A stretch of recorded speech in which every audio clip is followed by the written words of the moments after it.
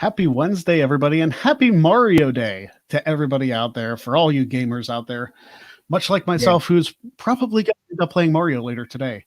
Welcome, everybody, to the Greg Cherry Show. I am, of course, the Wrestling Trivia Challenge champion, and we'll get into that a little bit, maybe here in about a minute. And alongside yours truly is the four-time NoDQ.com Wrestling Trivia Challenge champion, the first ever Jeff Meacham. Jeff, how's it going today on this Wednesday? It is good to be back in the hometown. I never mind going out to see the extended family out in the high desert, and I wish I had been high in the high desert, but it's good to be home, brother, and it's good to be back on the Greg Cherry Show. We're live on the Greg Cherry brand. We're live on the Jeff Meacham Network. Baby, we're back and ready to rock and roll. It's time to rock and roll. This time I'm in control. Yes.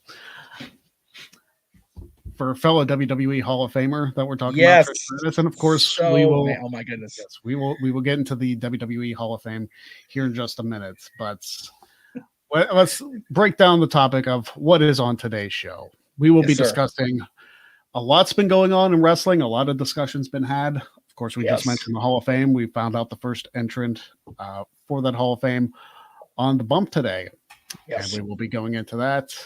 This says West Virginia because I fail at life. I thought I typed Montana. Apparently I didn't. So it's supposed to be Montana. I'll change it for when we actually do the thing. Yes. And then, of course, Wednesday Q&A. Jeff, start off the wrestling discussion because I'm terrible at my job at editing. It's okay. We both had our moments of live breakdown the last few days, so it's all good. I mean, I wake up today, and of course I wake up late because that's the way my life works. I'm supposed to get up early with the boy, and it didn't happen. And I hop on the old internet machine, the Twitter machine, as Bully Ray would say, and we find out that Molly Holly is going into the WWE Hall of Fame. I am, like I said it on my post, I had the chance, the great opportunity to meet Nora 16 years ago because I'm old. At the original PWG All-Star Weekend. I mean, back before I was All-Star Weekend before I had a number. If you're on Ray Roddy Piper. She and Daivari were both there. Just I mean, it was WrestleMania 21 weekend, so they're just hanging out, scouting, seeing who's wrestling, who's not. And she was the sweetest person. And I know JJ, if you're watching this on demand because you're getting ready to clock in, and Mikey's in the room with us, you guys can both back that up. Just a sweet lady, a true pioneer. It's amazing how far she came so quickly. I'm actually watching WCW 2000 right now because I'm an idiot and I have a glutton for punishment. And seeing her go from Miss Madness to Mona to whatever, I forget what name she had toward the end of her WCW run. By the end of that year, she was already, plucky cousin Molly, and in a relatively short amount of time, she became one of the great female personalities of that era that was starting to really form, with the wrestling coming back into the forefront of the females. Trish, Molly, Jacqueline, Ivory, Jazz debuted in 2001, and Molly was really a huge part of that.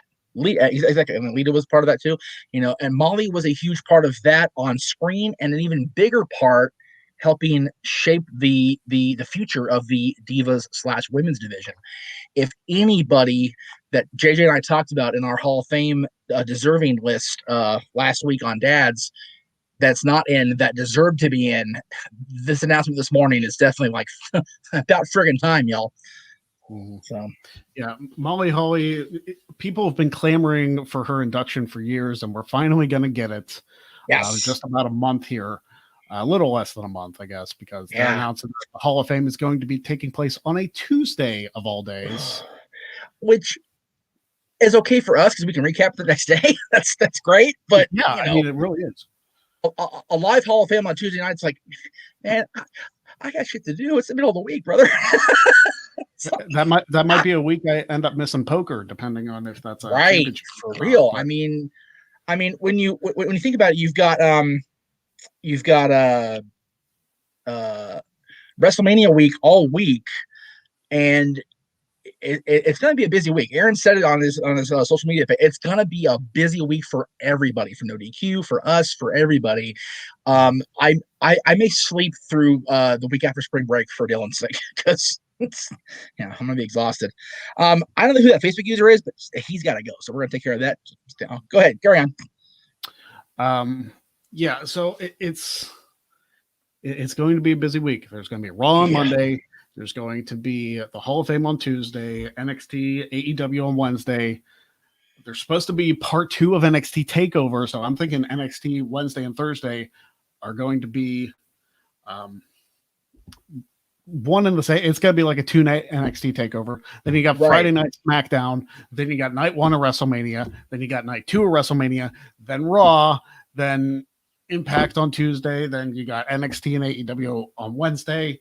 And then Thursday's the first day you get a break out of all that, really. Right? It's going to be bonkers. There's no question about it. It's I look forward to the challenge of covering all of that, and I'm going to get into that during my fill-in for Stat Boy Sports Bar tonight. But yeah, it's going to be a bonkers week to be sure. Absolutely, and we're looking forward to all of it. But by the end of it, we're going to be completely drained. Oh yeah, and, dude. And in the midst of all of that, the tournaments, the Wrestling Trivia Challenge Championship tournament. Oh my goodness, yeah. So there's your Thursday. So there's your Thursdays. When I thought we were going to take a break on Thursday. No, we're not, because the tournament's still going on, and we're going to be pretty deep into it. Right. Yeah. It's crazy that it's gonna be that busy that quickly. All right, you're done, dude. That's it. I've had enough of you. Let's see here. Can I? Let's see. There we go. Carry on, Greg. I'm sorry. I'm gonna take care of something here. No, it's fine. So it's going to be a busy week, and I brought up wrestling trivia. There is a very special anniversary that's happening on this day. I see clearly in 2018, March 10th, 2018. 3 years ago, Jeff Meacham's last reign as Wrestling Trivia Challenge champion ended. Yes. And the longest reign in the history of the show began. It's hard to believe. Still going. 3 years ago. It's not like it's like, oh yeah, this happened 3 years ago. This reign has been going on for 3 years. Right, exactly. It is insane. Like, there's no way for me to properly deflect or undersell it. It's I've been right along with you for every step of the way here, be it as you've been my challenger, you've the guy that's beat me more than once, and the guy that's been hosting this, and the guy that hosts post game now. It's an incredible feat that it's funny. I mentioned on Twitter, it's like as if this week wasn't full enough of difficult or tough stuff to process. It's like, man, I have not been the champion for 3 years, and I often forget the day. I don't know if it's a forced or a subconscious thing, but yeah, I mean, this week is crazy. We've got all the things that have been announced today, and it will be announced this week, I'm sure. We've got your reign as champion beginning, and it's people forget that your reign was on the road to that particular WrestleMania in 2018, which was a very interesting WrestleMania. You had a lot of things that took place at that WrestleMania. The return of the Undertaker after a year of being gone with the whole Roman Reigns exit. So there's a lot that's happened in the last 3 years, but the one constant, the one steady, has been this gentleman being the definitive Wrestling Trivia Challenge champion. I wish I had this belt for the entirety of it, but it made that 1,000-day celebration more special by the right. Yeah, here in a few weeks, I will be defending this thing on episode 100 of the show. It's hard to believe, too, that we're going to have recorded 100 episodes, and you and I have been a part of not every majority of them, right? Not every single one, but because there was like an episode or two that. Like there was an episode with Jeff and David, and there was another random triple threat, which didn't include either of us. But for the most part, it's been the Jeff and Greg show. Right? Yeah. It's funny. I was in my ego trip going to take my morning pee break before we sat down here to do this because we didn't have long. We shoot for an hour. Doesn't always go that way. Sometimes we go after, but people have been clamoring for years now for Aaron to add a no DQ personality category into the Hall of Fame and to no DQ's Hall of Fame. And I was just thinking, well, I don't know if that would be okay because there's only so many of us when you really think about it. That even in the last 20 years, there's really only so many of us that have been long-term enough to actually qualify for that. But what I would like to have in there is a because I know the fans vote for the awards and sometimes that bites the end in the ass royally. So I would like a category of this is the Jeff Meacham Award. Like Jeff Meacham picks this person to be in the Hall of Fame, or even have the non-wrestler category be the Jeff Meacham Award or whatever. And if it was just a Jeff Meacham Award where I could pick whoever I want, like there's been nobody that has really carried the banner of not only trivia, but taking the no DQ name, because the no DQ logo is on that belt. The no DQ logo is in your original title as the champion. You've taken that on other brands and defended that title and faced these guys and not to blow smoke up your ass on your own show, but whoop these guys' ass. So, people have called me the definitive no DQ personality, and I don't take that credit very lightly because I do appreciate that stamp of approval from the viewers. But, there have been a lot of times where I've, balked on Aaron and really kind of, like whatever. You've never had the need to waver. You've always been the guy who has said, I'm the champion. I represent no DQ. I will go, we were talking about it, if Scott God just happened to go all the way to the finals of the bumps trivia thing and,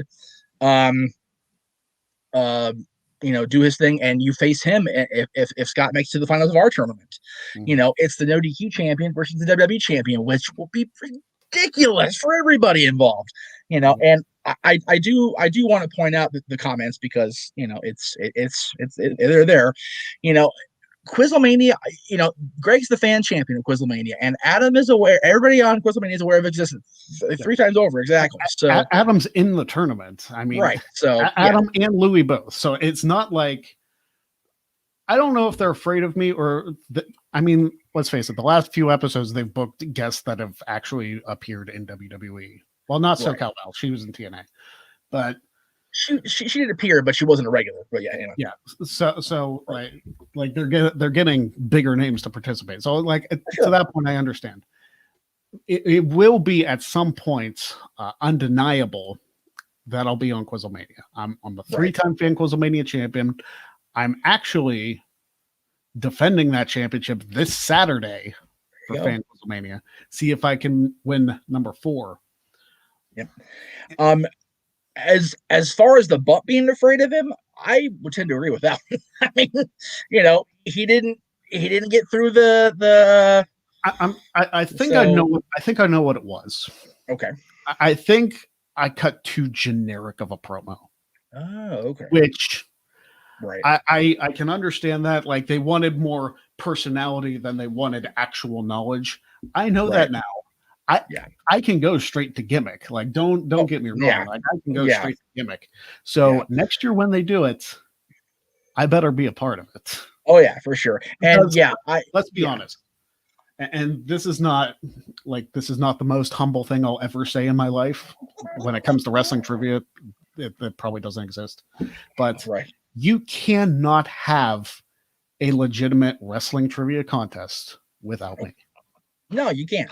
You can and I for all the stalwarts out there that are well, Jeff is the champion. It's like, guys, he beat me and he's beat me definitively, and he beat me in Iron Man, which when you talk about Iron Man challenges in any facet of sport or entertainment, Iron Man is okay. This is the end all be all. Whoever wins this is the guy, and he's the guy, y'all. So, and while we're on the subject of y'all, let me just hello to Mikey in Tennessee, because I know he's working on his accent. So God bless you, Mikey. Like I said, go for the Dolly twang. If you go Reba twang, you're too far gone. So Reba, not so much, but definitely since you're working at Dollywood, go for the Dolly twang and you'll be in good shape, brother. And we are doing Staff Boy Sports Bar tonight. Come hell or high water, my friend. So there you go. So anyway, so speaking of the bump, I did watch the trivia for today's episode. Yes. And I actually did kind of an unannounced live watch along of it. I didn't advertise it whatsoever. It was just kind of a spur of the moment thing. If you want to check it out, it's on the Greg Cherry Brand YouTube channel. Go check it out there after this is over. But I watched the first match and I was almost embarrassed. It was like, man, you guys are missing easy questions. Yeah. One of the guys didn't even know who the first European champion was. And I'm just like, are you freaking kidding me? He thought the first European champion was D'Lo Brown. And he thought the Bulldog held the European championship more than once. I'm like, no. He answered that on multiple questions that the Bulldog was either a 2-time or a 4-time champion. It's like, Bulldog only won the championship one time, the very first reign. He never won it again after that. I'm gonna check on that because I don't know if that's right.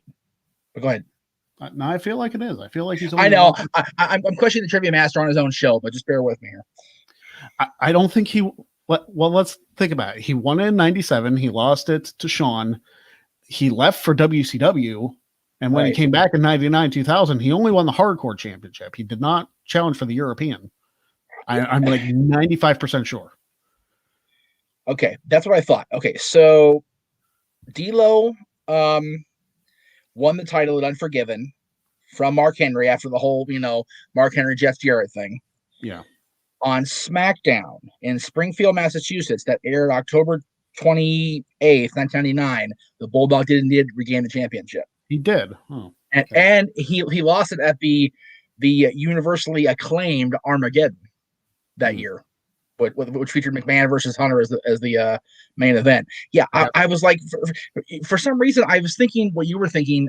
What I was thinking was he won the Hardcore title more than once, and then the second time he won the Hardcore title, he gave it back to Al Snow because Al Snow got robbed of it or something. I do remember that happening, but yeah, I was pretty sure I knew it was because of the Posse or something like that because I just watched those within the last year. So I guess I need to bone up on my '99 knowledge, but even still, like.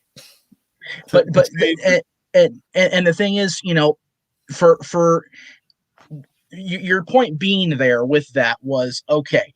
These guys are supposed to be the best of the best, and they're just throwing shit at the wall and seeing which particular version of the answer sticks, which is not what you're supposed to do in trivia. It's like you're supposed to know that stuff firsthand, no question. If you're getting through the judges, evaluation, you should know every freaking thing about every freaking thing. And these guys are just sitting there just blah, blah, blah. Okay, oh well, maybe that's right, and they're not, and it's ridiculous. It's terrible. So I get what you're saying. Some of the questions that they were missing were just elementary. Yeah, for guys like both of us, and it's just confusing. Now, I will say this about the second match: the one contestant I will wipe the floor with. The other one, who calls himself K-Zone, who is actually actively asked to be in the next WTC tournament, didn't miss a single question. So I gave credit where it was due. Like I said, that was impressive. You got all your questions right. It's like, okay, you didn't do better than me, but you didn't do worse either. So okay. Like I gave credit where it was due. I will still knock Scott a little because I would have done better than he did in his first match. But he moved on, and I want to see him win just because, of course, our tournament, and it makes all of us look better. Right, and again, we're trying real hard to be objective here and not have him go all the way through our tournament. We're as objective as Bobby Heenan. Let's be honest. So exactly. So K-Zone did very well. I think it's going to be him and Scott in the finals. If I had to call it right now, it's going to be those two, which would be a hell of a final for both of them and for WWE to have those two guys square off like that. So that would be a good match. I would be happy to see that. Heavily invested if it happens. Yes. That being said, since we're talking about wrestling trivia, we got to talk about the quarterfinals of the WTC tournament. The final 8 competitors remaining. We have baby. We have Chris Cass, former NoDQ.com wrestling trivia Challenge champion. We have Paul Mead, who defeated Nico Suave Rigoli in the first round. We have Michael Turner from Combat Wrestling Trivia and Wrestling with Trivia, and of course the host of Quizlemania, Adam Blampier, on that side of the bracket. On the other side of the bracket, we have Scott Gatto, who we just talked about, facing off against Travis Fane. And we have what's going to be an incredible match, Louis Dengor and Matthew Rosa. Jeff, these are 8 solid players. Where do you think this is going to go? Oh, well, I have said from the beginning, now that, well, not the beginning, but now that we've got the Elite Eight established, that I firmly stand by my stance that it's going to be a Cass Gata final. I really think that's where it's going to be. And I'm not, and again, that's not, braggadociing about, braggadociing. Colonel, is that a word? Anyway, bragging on my friends or bragging on the guys that I've competed with or whatever. It's just those 2 guys are the 2 guys that have really stood out for me over the course of WTC history, over the course of the tournament matches they had in the first round. And like I said, the fact that Scott's competing at the WWE tournament as well, he's got nothing but momentum blowing straight up his butt to get to be the best. So he's motivated. Cass is definitely motivated. We all know how Chris Cass is motivated to have the chance to best you again, because or chance to best you. He hasn't bested you yet. Let me be clear on that. He's bested me. If we want to talk about wrestling trivia, there was a New Year's Rumble in Combat Wrestling Trivia where the 2 of us were the final 2. Right. And he ended up winning that one. So if you want to count him besting me, I guess that's the way you do it. Got me on an independent wrestling question, which is, yeah, exactly. There is that. There is it does happen. It has happened time to time. There's no doubt about it. But on the big stage, if you will, this stage, it hasn't happened. So I look forward to it happening. And I, of course, as I said, I definitely look forward to the post game shows every single week, because I get my 30 minutes with you guys doing your thing, and it's awesome to watch. And I get a kick out of covering it. I get a kick out of watching the shows again, which I haven't done in a long time because I've been so focused on my own stuff and doing my own shows. I get to, go on the air for 30 minutes every Thursday afternoon and have fun. Mm-hmm. And it's great. So wherever it happens, I'm okay with. It's just a matter of who can overcome your question delivery, because you give these questions that seem crazy, impossible at times, and then there are times that these guys are saying the question, the answer before you're done reading the question, which I find fascinating, because I always made sure I heard the entire thing before I started my question answering, because I didn't want to get caught in a goof up. So well, that's something that's very different about this season, because this is the first season that we've done where the contestants can see the questions on screen. Like they can look at the question as I'm asking it. And yes, it has happened. It's going to happen in the next couple matches too, that they're going to answer the question before I'm done talking. Right.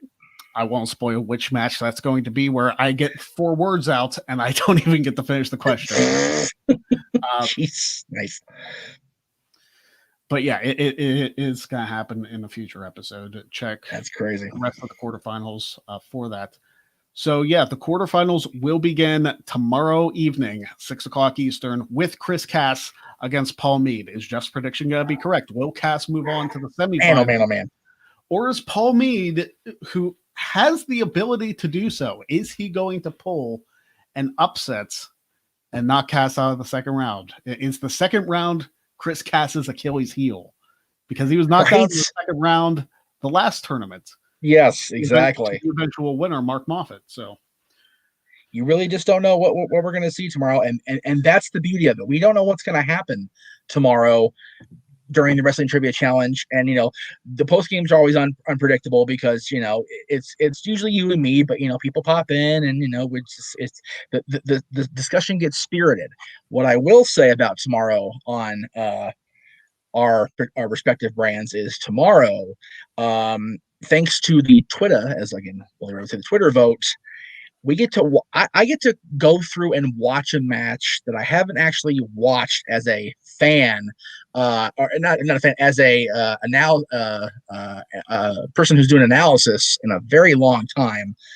And I'm curious for your side of this too, because I know you're a fan of both guys, but you're not I wouldn't call you a a hardcore crazy fan of either one of them necessarily. I mean, this match that happened almost 19 years ago, which is just bonkers to me that it happened that long ago. You and I are going to call this on Wrestling Rewind tomorrow. Like, I was sure when you brought up Michaels and Jericho last week that was going to be the winner. I'm surprised that it wasn't. I didn't see where it finished in the polls. But yeah, it's right there. It came down to this match and Angle Jericho. Angle Benoit, excuse me. Jesus Christ, I'm so tired. It actually, HBK and Jericho finished a percentage point behind the Triangle Ladder match, so it was technically fourth place, which is weird for me to think that.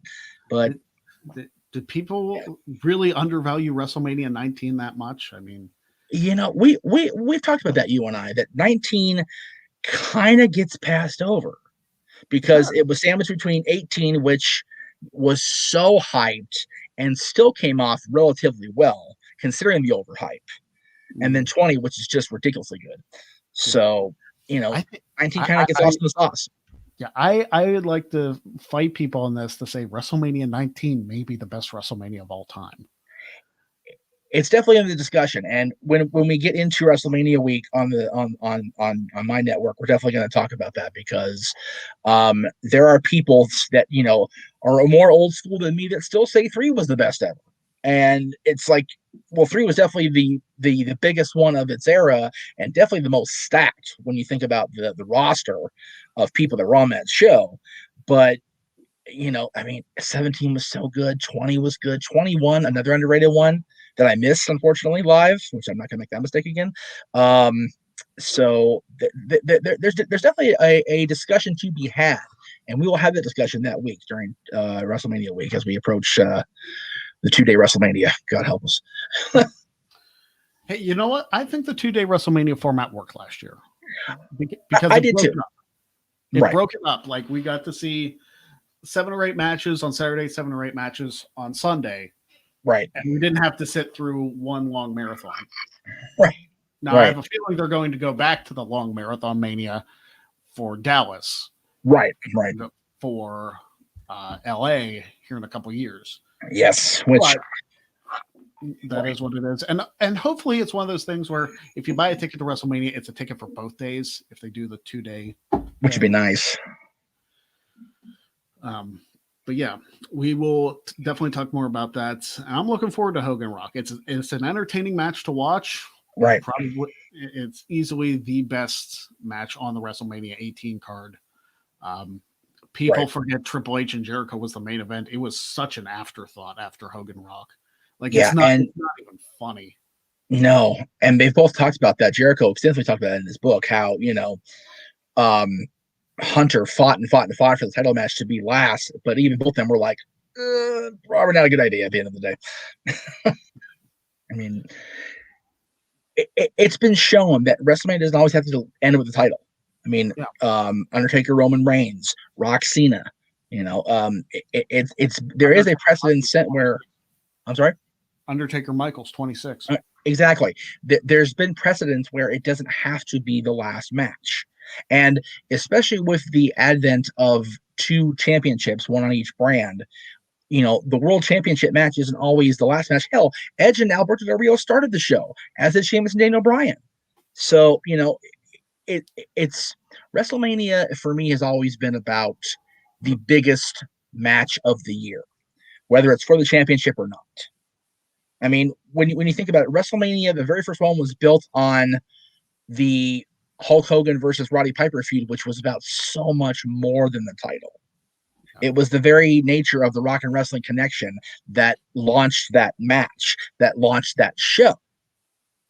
So, and I dare say that the WrestleMania 2 last match in LA I think Piper and Mr. T had more stake to it than the Sizzle. Like, I think Piper and Mr. T was a much more defined rivalry, and they've both said for years. I mean, Roddy hated Mr. T till the day he croaked, for crying out loud.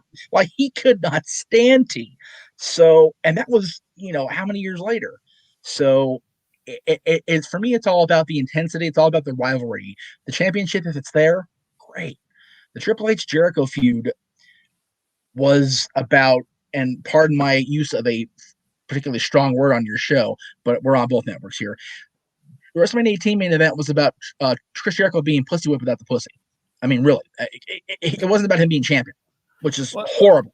Let me put it this way: your main event feud for WrestleMania 18 involved a dog getting hit by a car. Yeah, and like it was just. Yeah, you had your undisputed champion cleaning up after the dog. Yeah, on an episode of whatever Raw SmackDown. It's like, oh Lordy, terrible.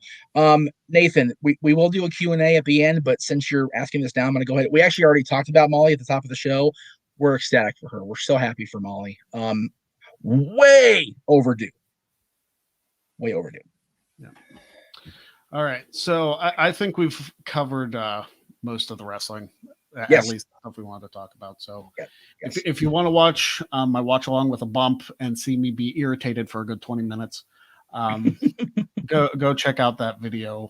It's I haven't gotten an email that's copyright struck yet, so there you go. I didn't have it on screen. I just had the audio, and I was talking over, so I should be fine. There you go. We're going to Weird Law Wednesday, which, I have the right state in there this time. It's Montana. Yes. And we've got quite a few. I'm going to switch. Well, it's funny. Like, you asked me what we want to do today, and I said, have we done this one yet? And no, I said, my parents actually honeymoon in Montana, so it'll be interesting to see what laws they've had to deal with all those years ago and what to deal with today. Well, looking at a couple of these, it's like, yikes. So strap in, kids. It's gonna be a bumpy ride. Here's some weird laws of the state of Montana. Oh boy. In Montana, prostitution is considered a crime against the family. Damn. That's heavy. Wow. I mean, it's a crime everywhere anyway, but technically it's a crime, guys, believe it or not. Even in the parts of Nevada that says not, it still is. Speaking of the WrestleMania 18 buildup, one may not pretend to abuse an animal in the presence of a minor. Well, wow. So wait, so one may not pretend. Can you actually do it? Which is even a sicker thing to think about, so it's like what? I don't know. It is illegal to have a sheep in the cab of your truck without a chaperone. Well, who's letting the sheep drive the thing?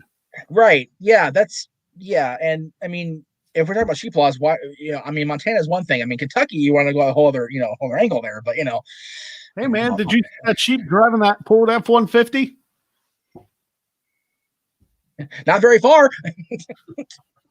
Off a cliff, maybe. There's no opposable thumbs. How are they doing it? It is a felony for a wife to open her husband's mail. I like that one. I mean, like, that's why I'm not married. Clearly, Jeez.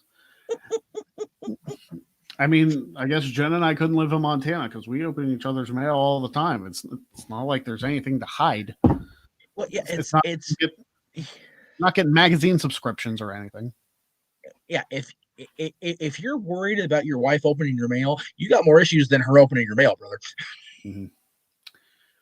It is a misdemeanor to show movies that depict acts of felonious crime. I have a problem with that one. Yeah, like what movies are left then? So Al Pacino can't be in a Montana movie, clearly, or De Niro, or Joe Pesci, or any of them. Mm-hmm. The entire Home Alone saga is not allowed in Montana. Yeah. again, I don't know exactly how you legislate this. It is illegal for a man and a woman to have sex in any other position other than missionary style. I don't want to know why that's being watched and documented and monitored. I don't want to know why it's a thing. That's terrifying if it is. Big Brother is watching. I freaking hope not. And that's really worrisome for me as somebody whose parents honeymooned in Montana. Now I'm really concerned about what's out there. Ugh. Anyway, this one is kind of horrifying, honestly. Oh dear. If that last one wasn't enough. Right? 7 or more Indians are considered a raiding or war party, and it is legal to shoot them. Jesus. Good night, everybody. Let's just keep going. Yeah, that's bad. That's a bad one. But you know what? Consider the state and consider the history in that area of the country. I mean, I get why it's there, but it shouldn't still be a thing in 2021. It should not still be on the books. No. It should be on the books in the first place. Let's be clear on that. But you know, people did not take nicely to Native Americans back in the day. Let's not glaze over that as the two whitest guys in the room. You know, it wasn't pretty back then, but to have it still on the books, yikes. It is illegal for married women to go fishing alone on Sundays, and illegal for unmarried women to fish alone at all. They mean with a pole on a boat, right? I would guess. Okay, because how else you fish? Well, I mean, I guess you can stand in the river, but it depends what you mean by fishing. If you're fishing for, seafood, that's one thing. If you're fishing to find yourself a mate, why are you denying women the chance to do that? I think that's a different kind of. I think it means the literal fishing. If I had to guess. Okay, well, either way, it's stupid, like you said. Also in Montana, no item may be thrown across a street. Yeah. Well, we can do XMV back in the day in Montana, clearly. Poor Aaron's nuts would be intact in Montana for sure. Yeah. I don't know what this means. Maybe somebody in the chat can let me know. The game of Folf may not be played at night. Spell that? FOLF. I don't know if that's frisbee golf, but that's a terrible. The heck is Folf? I'm looking. I'm going to look and see here. Frisbee golf's the only thing I can think of. Well, considering that I put in Folf game and Google couldn't find what the hell I was talking about, tells you everything. Must be a Montana. If Google doesn't know, you don't know. Folf. No. Okay, that's not it. Keep going. Okay. In Billings, Montana. Which one do I want to go here? It is illegal to bring a bomb or rocket at city council proceedings. No shit. No shit, right? I certainly hope so. I mean, how many people I know I talk crap about politics, okay? Right. I have never been so upset to go to a city council and be like, hey, you want to see my rocket? Which could be a double entendre. But it's not going to be something where I disrupt the proceedings that badly. Okay, for the record, Folf is exactly what you thought it was. Disc golf, sometimes called frisbee golf, Folf, or Frolf. Gotcha. So apparently it's illegal in Montana. There you go. Yeah. In Billings, Montana, it is illegal to use speed dial in the city phone system. Now that's ridiculous. What? So you save a couple seconds? Why? Yeah, I mean, unless people in the city phone system are like putting in like phone sex operators in the speed dial system, I don't see why that would be illegal. Well, my whole thing is, I mean, if you're using the landline phones and with landline phones, you have to know the number. You can't just bring it up in your cell phone and click a button. You have to know the landline. But I don't know, man. Speed dial on my cordless on my landline phones back in the day was necessity, man, because I couldn't remember everybody's number. So that's really weird and stupid. In Excelsior Springs, Montana, worrying squirrels will not be tolerated. It's bad enough that this law exists. It's even worse that I don't think this is the first state we've seen this in. I don't think it is either. Like, why is worrying squirrels such a big issue in America? This is what we should be talking about on the presidential debates. Hey, what is your opinion on worrying squirrels? Because guess what? It would probably leave for way more entertaining conversation than you'll see in any presidential debate ever, because they all suck. Okay. I need to move on because I'm imagining the debate between Biden and Trump over the worrying of squirrels, and I'm about to pee my pants. Oh boy. Oh my god, dude. I am crying, Mikey, for real. I legitimately have tears in my eyes right now. In Salisbury, Montana, pop bottles are not to be thrown on the ground. I'm okay with that. Yeah, I mean, that one makes sense. Yeah, I mean, especially if it's like legitimate pop and it's glass bottles. That's just dangerous. Yeah, I figured they meant soda, but so did I. Yes, yeah. But I'm not so Western. I don't know that soda means pop. I'm not quite that California where I don't know the difference. So I'm just glad it was referred to as pop, which Jen will fight me tooth and nail on. But okay. Right. Oh yeah. Oh, I know. Yeah. I mean, she grew up. I mean, she was born in Texas and traveled across the country. She lived in California for a little bit, so she calls it soda. I call it pop. We always fight about that, but yeah, it's. I mean, some people get heated on that, like really bad. Yeah, it's. Yeah. And finally, I'm looking for a good one. Yeah. Because these have been good already, but yeah, I hope I didn't. I might have killed all the good ones, but I'll leave this one up to your imagination. In Excelsior Springs, Montana, balls may not be thrown within the city limits. Good night, everybody. There we go. Okay, that's it. We're done. That's it. We'll see you next week. Okay. So now that we're on to the thankfully the Wednesday Q&A portion of the show.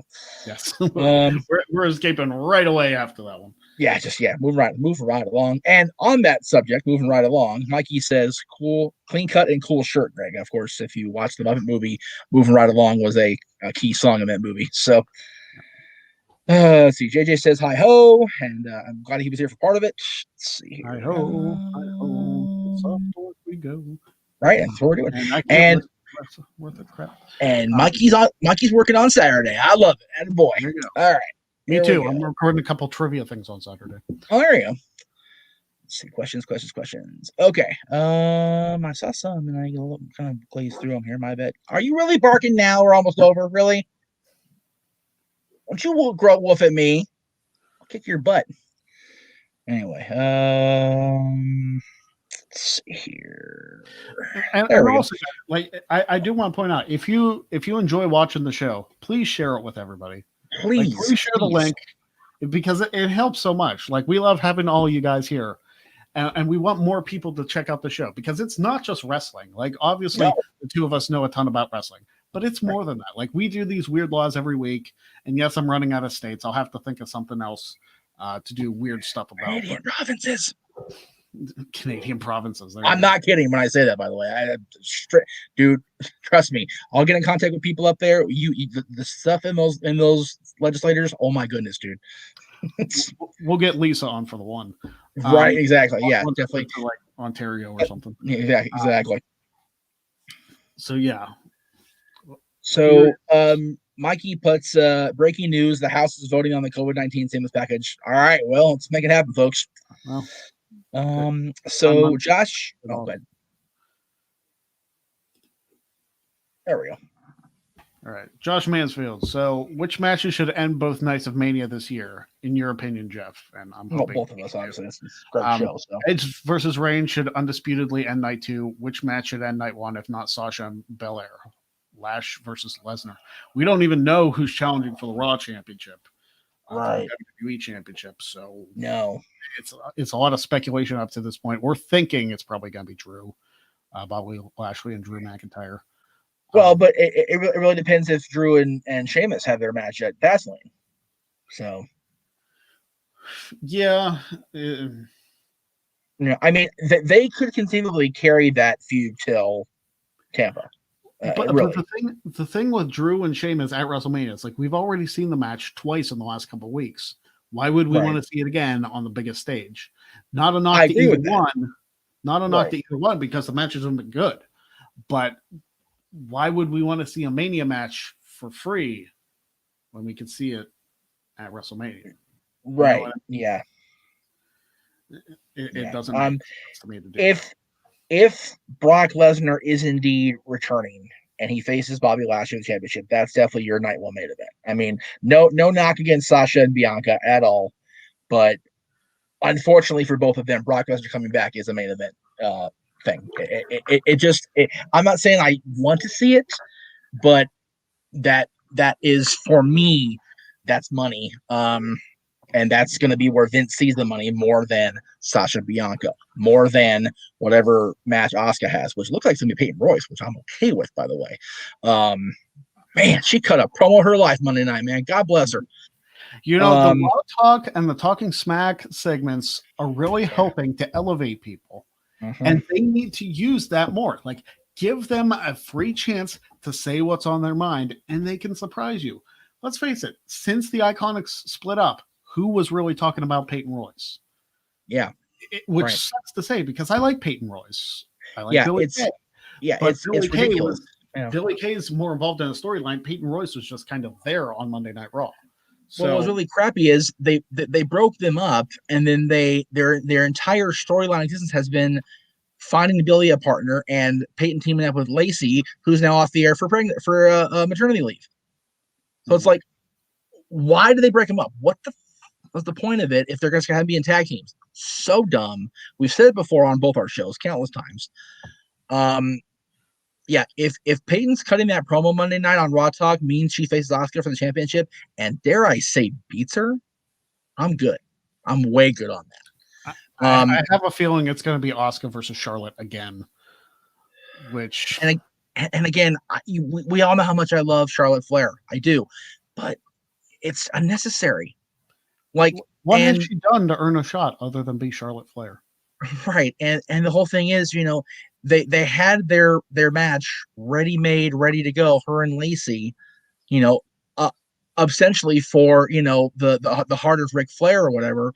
And again, I don't know if we talked about it on this show. We did talk about it on one of my shows. The pregnancy happening when it's happening has thrown so many wrenches into plans. And again, I'm not knocking anybody's choices to do what they want to do with their bodies, with their lives, whatever, because I'm not a woman. I ain't in that argument, all right? But I am in the argument of being a wrestling fan and going, hey, you're in this main event storyline, and a choice was made to torpedo. Mm-hmm. So here's my problem with Charlotte being in the Raw Women's title match again. Right. She has been in a championship match the last 5 straight WrestleManias. Yes, agreed.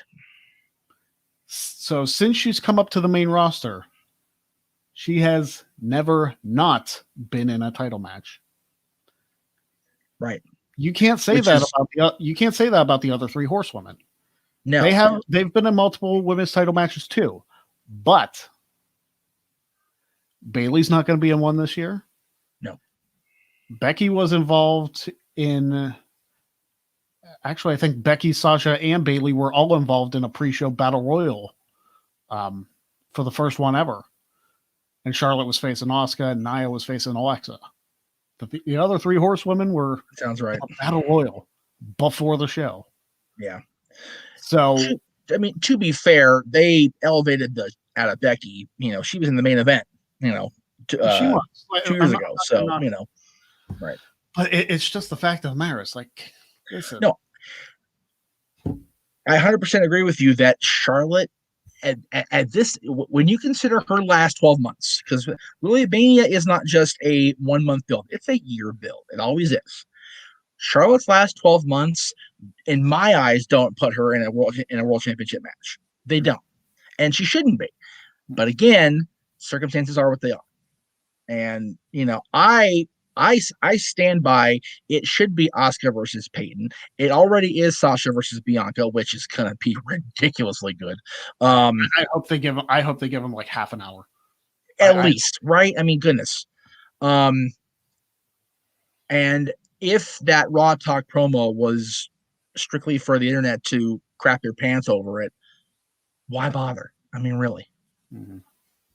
So, but to answer your question by telling you how to tell time rather than how to make the watch, if Lesnar's there, he's in the main event night one. Or it's just the way it's going to be. If he doesn't come back, I mean, who does Lashley face that's strong enough to put him in the last match? I grant he's a great champion and he's well overdue, well deserving WWE World Heavyweight Champion. But your match at WrestleMania is only as strong as both the competitors. And if it's not Drew, and if it's not Brock, who do you have left? I don't think you have anybody left. And that was my biggest worry with who I thought was still going to be Drew McIntyre going into WrestleMania. It's like, who do you build up to face him when he's pretty much ran through the entire roster? Right. You know, when your babyface champion runs through the entire roster, it leaves nobody left. Right. So if Lashley's going into a champion, it makes sense for Drew to face him because, you know, Lashley did cost Drew the championship essentially to The Miz. Right. So the story is there. Yep. I don't know who else you go with, but and like you said, you know, it's there that main event's night one. If he's not, it should be Sasha and Bianca. Right. Agreed. Period. Yeah. And you know, it's very much the problem with the babyface champion. You know, in the 80s it was different because, you know, Hulk could, you know, get taken out and not lose a title, but, you know, have Earthquake take him out or Bundy take him out or Andre challenge or whatever. And, you know, you have this build and you have this. And again, we've beat this horse to death so bad. We have our own glue factory at this point on this topic. But how, you know, it's the problem with it is there's too many damn shows. Yeah. And we're not building from Mania to SummerSlam or even Mania to King of the Ring. We're building from Mania to 3 weeks from now, to 3 weeks from now. There's too damn many things to build toward where you can't get a proper build out of anybody. You need, first of all, I understand that Fastlane is basically a test pay-per-view for Peacock. WWE, if anybody is listening, never, ever, ever, ever, ever, ever, ever again book a pay-per-view 3 weeks before WrestleMania. Never do it again. Oh my God. Oh. Please. I am begging you. I love your product. Jeff loves your product. You have so many millions of fans. I know you're not going to take business advice from a guy. Peacock too. Don't get me wrong. You don't have to take business advice from a guy who hasn't worked in nearly a year. But more than that for me, but yeah. But please, for the love of everything sane, for our mental state, give at least 5 weeks between WrestleMania and your previous pay-per-view. Please, please, please, please, please, please. Take 5 weeks, 5 solid weeks to build up your biggest show of the year. Please. Squeezing it into 3 weeks is going to be so painful because you're going to have 2 weeks and then the last week's going to be so crazy because you have the Hall of Fame, you have the NXT TakeOver. You're going to have so much that you basically have to build the card in 2 weeks. Which is why your hardcore fans' brains are short-circuiting every year more and more. Mm-hmm. Really.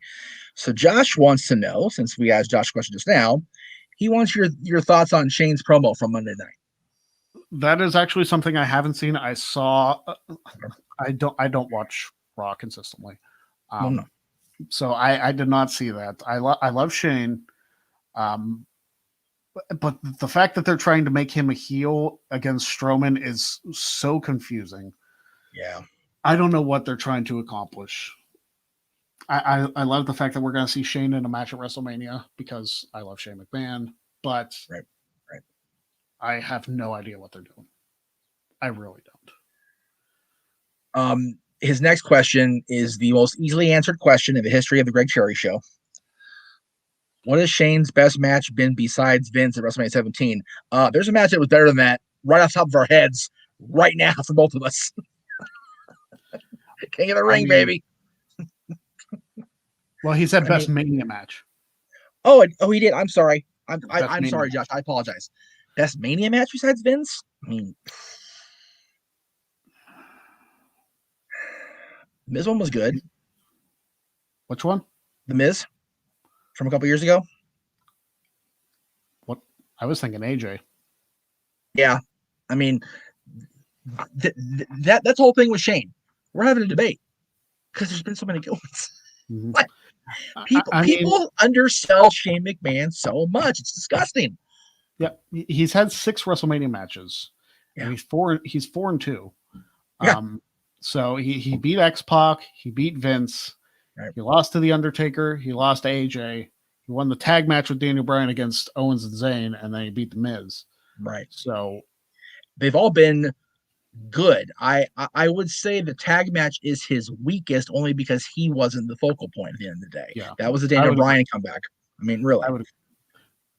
Which is no fault of any of the competitors, but it was really the Daniel Bryan showcase. Right. And again, I still do not understand why his match with X-Pac didn't get voted in for our match last week because, like, number one, everybody knows you love Shane McMahon. Number two, everybody knows we both love X-Pac. Number three, it's really a decent little match. I mean, yeah, a lot of it is Shane running around being the slimy, chicken shit heel, but there's a lot of meat on that particular bone. You've got the ultimate demise of DX once and for all at the end of it. You've got everything in that match, and then the match itself is really actually pretty decent. So, yeah, I don't think Shane's had a bad WrestleMania match at all. The best one besides Vince, I would say personally, his match with The Miz was better than the match with Vince, personally speaking. I don't know about that. I mean, the drama of him and Vince. Okay. Miz is a better athlete than Vince. I might give it to you there. For entertainment value, I still side with the street fight. I do want to say that the Hell in a Cell with The Undertaker was good, and his match against AJ was phenomenal. So everybody who tears down Shane McMahon realize Shane McMahon was half of the best match at WrestleMania 33. So suck it. Right. Like Shane McMahon and AJ Styles kicked off WrestleMania. They had the best match of the night, and everything else was downhill after that. Yeah, I mean, it literally took The Undertaker looking like he was going to retire to make people go, "Oh shit!" The in between was like, "All right, are we done? Can we go now?" I mean, granted, the Hardys coming back was awesome. I'm not even going to front. Okay, no, it was. That was the second best match of the night. Right, and. Well, okay, to be fair, the match with Shane and AJ was really good. The pop for the Hardys was what that was. The match itself, it's a ladder match. It's a tag team ladder match. It's the Hardys at WrestleMania. Okay, yeah. The pop, when that music hit, freaking, I think the whole city of Orlando popped. I'm not even going to lie. It was that loud. But the match itself was what it was. It was the second best match of the night, but it still wasn't the greatest tag team match in WrestleMania history at all. But yeah, Shane and AJ was, again, it's phenomenal. And like you said, it kicked it off, and it took the entire night for the crowd to register to a moment other than the Hardys' entrance because The Undertaker seemingly left forever. And then later on in that WrestleMania, you had the worst WWE Championship match of all time. Oh my God! Oh yeah, I will gladly die on that hill with you. I've seen some bad WWE Championship matches, but like Triple H and Orton at Mania 25 was like, okay, thank you. Right. 33. I want to go on a little bit of a rant here. Okay. I like Randy Orton. I like Bray Wyatt. Yeah. They both have had entertaining matches. They've had entertaining feuds. This, that, and the other thing. Randy Orton is one of the greatest wrestlers of all time. I will say that. Bray Wyatt is one of the best characters of all time. Right. What happened at WrestleMania 33 was the biggest train wreck in wrestling I've ever seen. Oh my God. And then they followed it up with another terrible train wreck in the House of Horrors match. I don't know what the hell is wrong with the Bray Wyatt and Randy Orton thing, that when they fight each other, it's just like, what is this? Yeah. So I am begging them to do like a Firefly Funhouse match or something where like they'll run through the gamut of Orton being in the blue and yellow tights and in Evolution and all that stuff. I'm perfectly okay with the way this feud has gone. I've said it time and time again because of Alexa. Without Alexa Bliss being the intermediary, if you will, this feud dies on the vine instantly. I mean, I'm starting to lose steam in the feud just because, like, I mean, you need Bray, like, at least you need to know where it's going. Like, we know where it's going, but they need to make it official that Bray and Orton are going to face each other. Yeah. Like you said, having Fastlane here is just torpedoing everything because, like, we need to build, but we can't do F all until we get a freaking, Let me say this. If in the Firefly Funhouse match they have a hologram of Luke Harper, I will take back everything bad I said. Okay, yeah, right. Because it's funny. Orton was part of the Wyatt family, so like that does tie in. Yeah. So it's funny when I announced Molly, like somebody immediately commented, put Luke Harper in the Hall of Fame. It's like, guys, and again, I'm probably going to be flagged for this, and I'm sorry. Luke Harper, Brody Lee, Luke Harper, John Huber is definitely a Hall of Fame worthy talent. But just because he passed away doesn't mean you put him in the very next year. I get the mindset behind that and the emotion behind that, but it doesn't always have to be so. If that makes any sense. It was with Eddie because he was there when it happened. Right. And everybody loves Eddie Guerrero. Not that everybody doesn't love John Huber. No, not saying that because everybody does. Like everybody does. Like I told Jeff like shortly after it happened, it's like this has been the biggest heartbreaking in wrestling since Eddie. Like it really was. So and if I don't know if they're going to do it. It might be a couple years. Yeah, I only think because he was with AEW when it happened, I think WWE is going to allow them to not allow because Tony knows what the hell he wants because he's Tony Khan, but like WWE won't try to take that away from them that he was part of the AEW family at the time by doing it right away. Wait until Brody Jr. like grows up a little bit, right? Because right when he's like a teenager and like can put the words together and all that stuff. Right, I agree. But he's still like 8 or 9 years old, so like something like that. Yeah. Interesting question, considering people know I'm not a fan of this guy. Do you think Big Johnny being back in charge of talent relations could hurt the women's division? I really hope not. I love you for that. Okay. I don't think so. And the reason for that is it's a completely different women's division than it was when Laurinaitis was in charge. Exactly. It was still the Divas division. They were still having like bikini matches and stuff. Right. Since he got taken out, the whole women's evolution thing happened. I don't think that type of stuff is going to fly in this day and age. And you have to remember, Laurinaitis is married to the Bella's mother. So I'm pretty sure like he'll get his ass handed to him by Kathy, by Nikki, by Brie. Right. There's a regression. Right. So I don't, everybody who's like, oh yeah, he was in charge during the Divas era. It's like, it's a different time. The company is in a different stance. And do you think Stephanie's going to let the women's evolution regress in WWE? That's one of the things she champions every time she's out there, like how the women evolved. Right. Yep. You realize it's under Stephanie's watch. Stephanie is not going to hurt the women's division or cause that to be hurt at all. It's going to be fine. He's a talent scout. He doesn't book the shows. No, I will say this. People know I don't like John at all. I never have. But I will say that John Laurinaitis in 2021 being in charge of the overall talent relations scares me way less than John Laurinaitis being in charge of talent relations in 2011, 2012, etc. Way less. Does that mean Carano's gone? Like, what happened to him? I think Mark. Okay, I saw it written somewhere that they're splitting the duties pretty much. Like Okay. Johnny's doing one thing and Mark's doing another thing. I'll have to go back and read it. Maybe I can cover it tonight on South by Sports. I'm not sure what the whole breakdown is. I'll have to take a look at the if they even announce it. The WBA hasn't officially announced this yet, guys. I mean, let's not be clear. Right? Let's be clear. You know, it hasn't been officially announced. So I'm going off rumor and innuendo, which is always an adventure. So we'll see. I'll answer Mikey's question first. Yes, I'm very happy they finally got Dak Prescott's contract squared away. I figured they'd pay him. You know, it's they handed him the franchise tag last year and he got hurt. It's like, dude, shit happens. You know?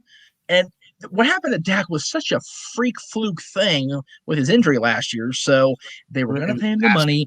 Please don't watch that. If you're curious about his ankle injury, please don't watch it if you have a weak stomach. We watched that, and then Dylan was asking me, about it, and I showed him the sit injury because I'm an idiot. Why would you do that? I don't know. I hadn't watched that in 20 years, and I watched it. I was like, what? Why? Oh, terrible. Terrible parenting for one thing, dude. Oh, my God, so bad. But, yes, I'm very happy that Dak's been signed. I'm happy that it looks like he's going to be ready to go. And for the love of God, I'd have it a 500 season. Like, honestly, I would. Because, God, they've been so poor. The West was so, whatever division I'm in. I forget what division I'm in. It's such a train wreck last season. My goodness. Oh, I mean, the division winner was 7-9, and then they cut their quarterback. Yeah. Oh. Like, what the hell? Like, you guys were like not doing anything. You put Alex Smith in and he takes you to the playoffs, and then you cut his ass. What the hell is wrong with you, Washington? Get a name. Yes. You know what? We can't do anything beyond that. That was the quote of the day. We got to end it on that. Oh my God. I know there are more questions. We didn't get to them. Sorry, but like we're already well past the hour, guys. I need to stop that quote. Holy balls. That was good. Oh, man. Yeah, put that on your Twitter. See how many likes, I guess. That's right. Get a name. That's perfect. That's right. All right. So, again, Wrestling Trivia Challenge tomorrow. The quarterfinals begins. Chris Cass versus Paul Mead. I will be defending my FanQuizlemania championship this Saturday. If you want to go check that out, you actually have to go subscribe to the Parts Fun on Patreon. Right. So there you go. There's that. Good job, House. Beautiful. I will say this. Tonight, I'm going to be opening the sports bar for the first time in almost a month. Marky's been trying to get the move done and everything. I'm going to be busy. It's going to be a busy hour, maybe more. I'm going to try not to go past 8 o'clock Eastern, but I ain't promising shit. So it's going to be a long show for sure, but we'll definitely get into that. And then tomorrow, as I said, before trivia, Greg and I are reviewing, I should say, this crazy, unexpected treasure. I mean, we knew it was going to be good, but wow, it was great. Yeah. So, and of course, as far as combat wrestling trivia is concerned, we're in the middle of the Clash of the Combatants, but I won't bring up what's going on over there because certain matches in the tournament haven't aired yet. After those matches air, I'll talk about it. So after we'll bring it up later. Just remind me. So for future shows, please share the Greg Cherry Show. Please share the link to the YouTube. Tell all the people that you know about this show, because we couldn't do the show. We wouldn't do the show without you guys watching. So thank you very much for watching. Tell everybody to subscribe to the Greg Cherry brand. Tell everybody to subscribe to the Jeff Meacham Network so you see all our content. And we will see you guys next week right here on the Greg Cherry Show.